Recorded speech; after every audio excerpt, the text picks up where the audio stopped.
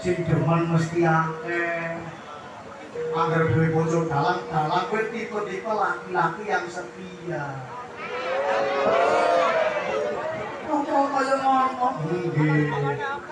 Dadi angger dalang kowe angger wis siji ya wis, mergane bojo kok ora pernah ya gane. Kaya gue. Oh, kaya ngono. Nggih, mulane kula jane mambon di bojo dalang. Dalang ing dalang sing bujang mangga. Kula jane kepengin sing kaya nyong. ing dalang bujang urung parep ya mbok esuk nang ya ora jeneng. Mergane menungsa ning angger atine tetek tatak tanggon kowe ibarate kaya sing ngendang karo sinden genes. Tumbuh menangi tutup bisa gandeng renteng relungkungan. Umpamane sing gabang ngarep gayu sinden, kowe mau nyawange karo sing ngendani manja. Temanja ora. Ning kok menawa besok bisa dadi jodone. Apa enggane arep dadi pekku? Dadi pekku apa susu ora ketemu mobil dampar. Gederit senyum-senyum Nah, lagi. ini.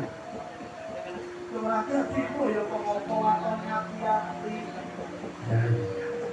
Niku canggane apa malih jenengan pun pitung sasi. Jan rasane mesti jenengan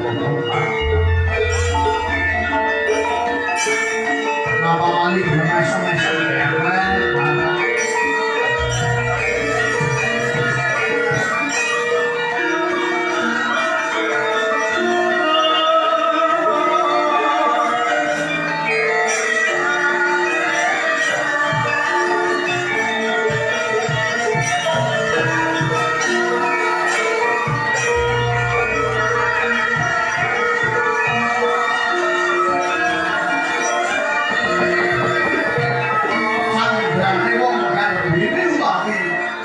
kasane wong meken niku ngancet pitung sasi utawa pitung wulan diarani Sabta Kukirawarsa. Satorane pitung kukira niku manuk, warsa niku udan. Bayi kang mapan boten bogar baning sang biyung. Yen biyunge krasa adem bayine yo melu adem. Yen biyunge krasa gerah, bayine yo melu gerah. Mangkono bareng antos paripurna imbal pangandikan. Sang Dewi Darsawa kaliyan Limbo Kepet Mega. Sawadya nandhang bombong awit badhe pikantuk wujuding putra utawa putri. Paring Gusti ngakali jagat. Aduh Darsanala aja kaget. Bapakku sing bakal prakuno Darsanala.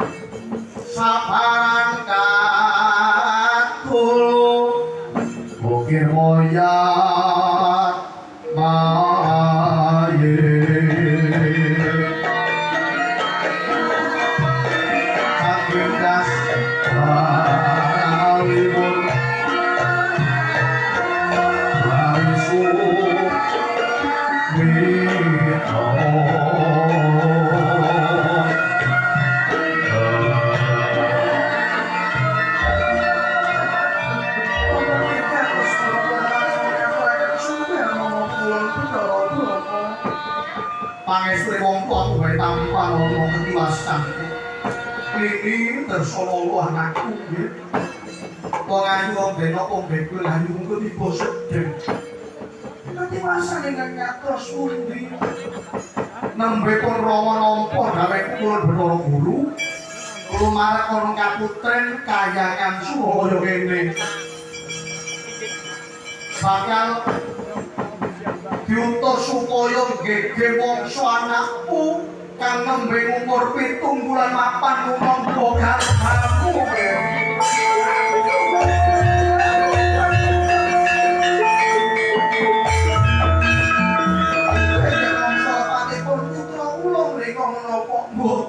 Aku dhewe ora nyumurupi pun Rama ya ora denger-denger. Saya nganti pun Rama nampik apa kang dadi gawe pukul Bathara Guru bakal kena siku tendhaning Jawata ya melu karo pun Rama bayi sing wis umur 7 sasi mapan ana garbamu bakal tak gegeh mangsa ger melu karo pun Rama.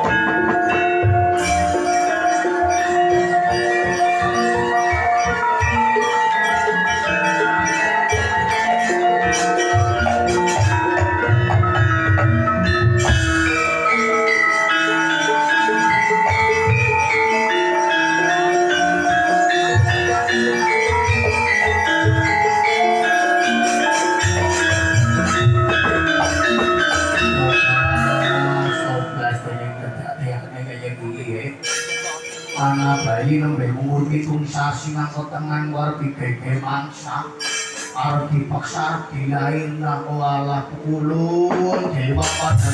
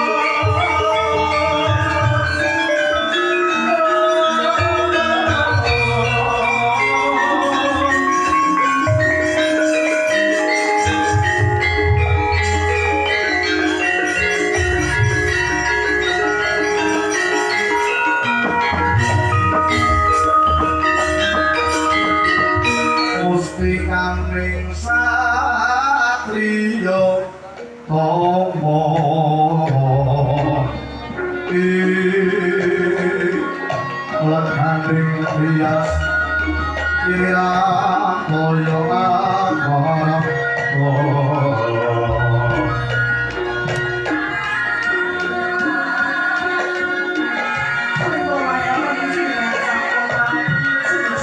bagus pangkoran candame koyo bene bapake kaya Sunoto mulane bersama dadi ku anakku yo bersama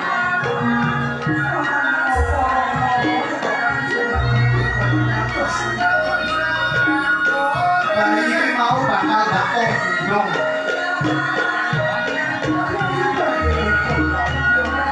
bakal tak gendong tak bobo itu marah orang ngasani ngomong puluh berkolo guru Arab wabot enteng-enteng itu abot bayi itu mau lahir mijil jalu utawa lanang kang ngomong mencolong cahdane kuwi dhewe Raden Janaka ngapun kolku lakoni wis kene bayi ndak gendong mengko yen disampung perkarane bayi bakal bali ora bapak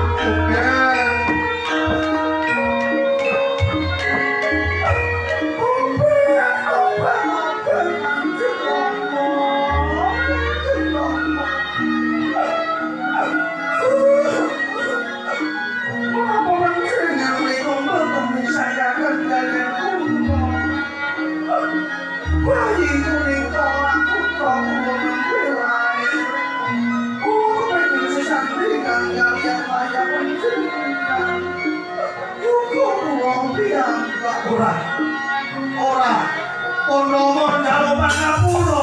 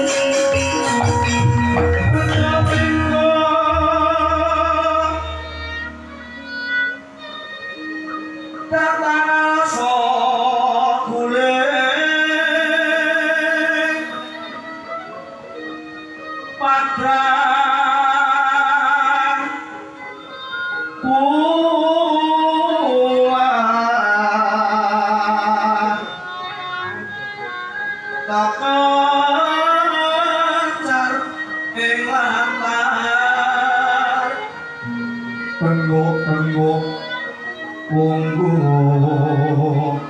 dhewe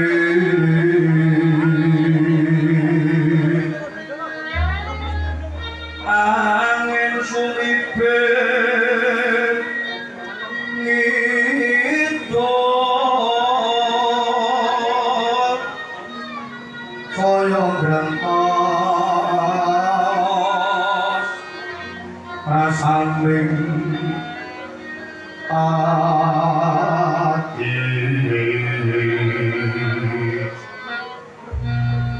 rumangsa yen musuh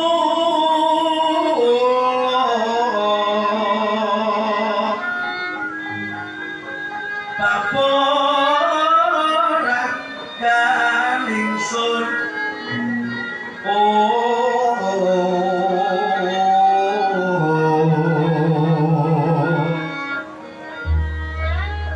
Norasana Norakatan ing pondokan saya pinanggeng priyati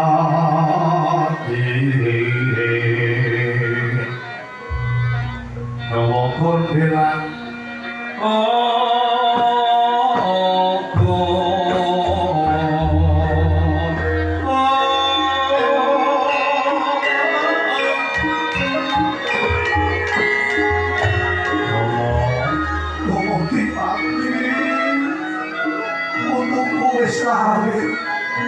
bocah bagus bomo wis aja mbok tangisi aja mbok kowe waduk ngene nandang sumawa siji pati loro jodoh terwahyu sing ngagungan Gusti kang akali jagat arepa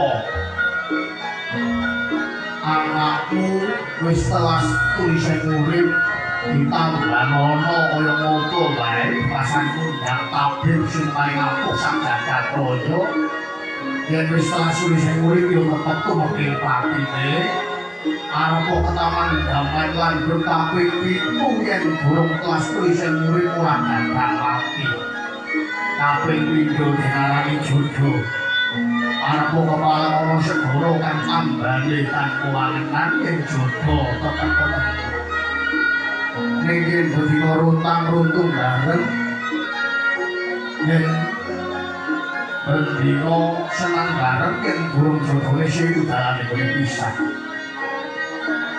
kaping dhewe diarani wahyu sapa teman tuh boleh marani kelompok kanggo jalaran kutuku iso dadi muterlimo semplungke kawah condro iku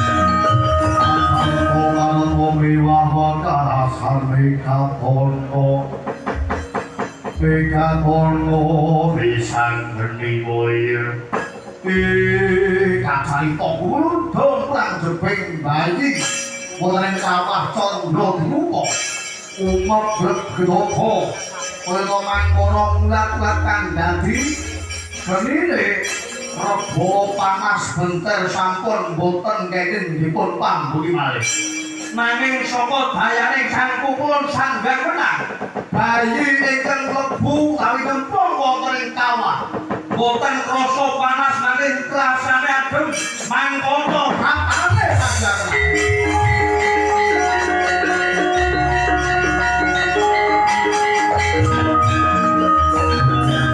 kapasku ngawasi dam sekaring bawuh langit ana bayi kopi cemplung ki ana kawah condro dimuka kang mongko bayi iki mau ranggane luput hir tak sabdo jeneng kita bisa tata dampo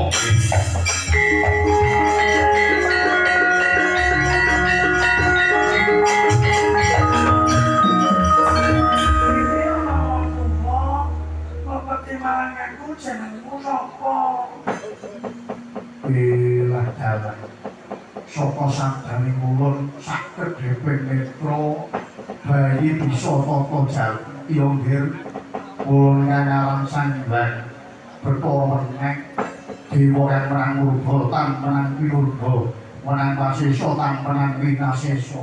Oh, jenengku sanggan menang. Banjur jenengku sapa? Jeneng kita durung berbeni jimat asma mulane manuta lawan ulun bakal ndak paringi pitulungan. Aku mlebu ana ngendi iki katiwenan? Jeneng kita mlebu nang kawah Candra Dimuka.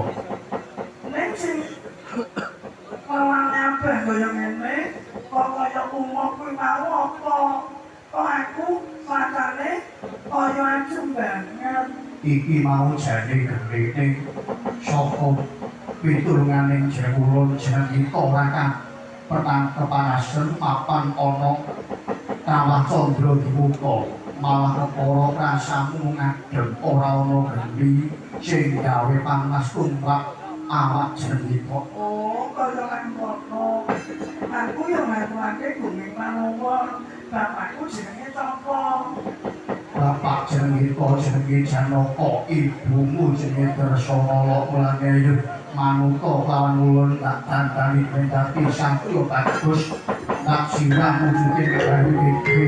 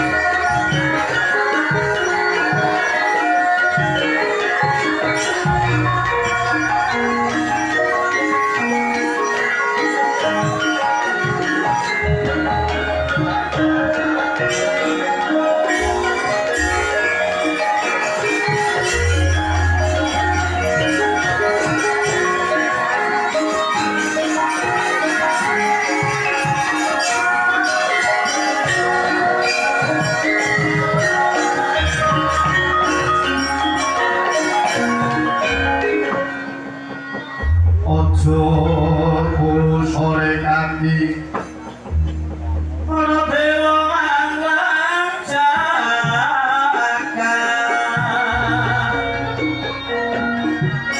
kangen wong nanging mongkon kencang nate.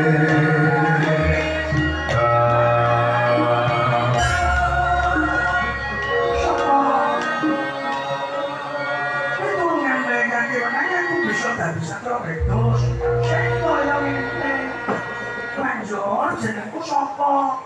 Ngaku jeneng kita Sanghyang Supradita.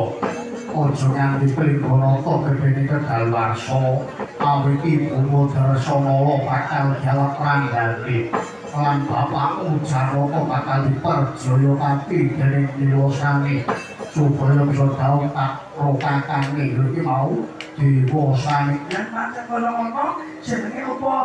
Rusak ragrayu, bedol kanyong-kanyi sugeng-genge, nusuwi darbeke nglihat. Lho, aku bakal ngadepi wong dewa sing sempurna. Gawe cinta aku.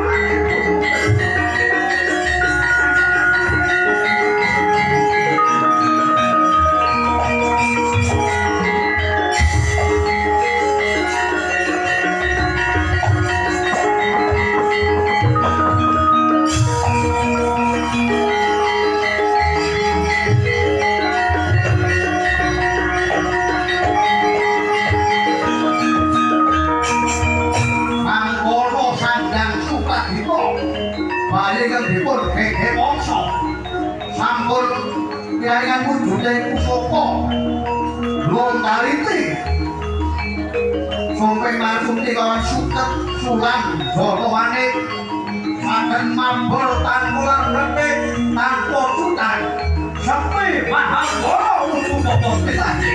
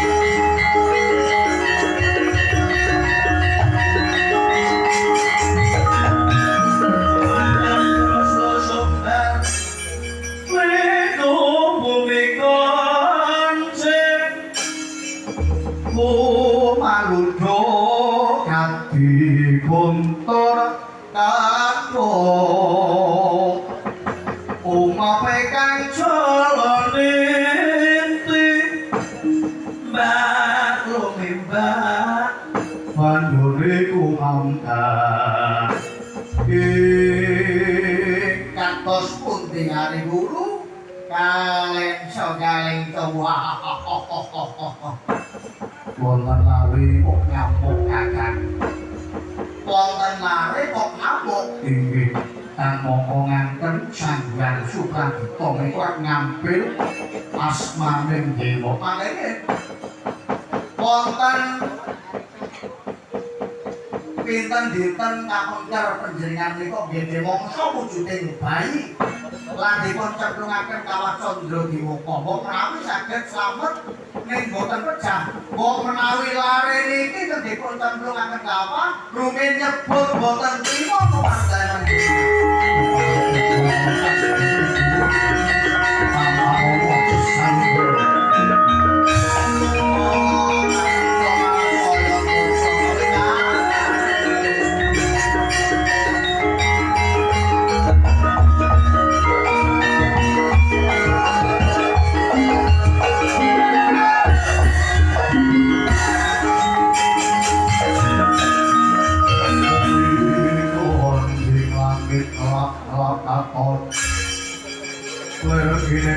Saming alis yo kowe mesti bingung ngarani aku sapa keparat ana bocah bagus wani ngamuk ana kayangan jenenge sapa aku jenenge Sanghyang Suprabita kowe Bathara Guru mesti ora ngerti karo aku awit wis kebidongan kala murka putine Candhawa keparat yen golongan molar ingkang lan kelungganing dewa titik jeneng Rita nganggo jenengan dewa mati dening ulun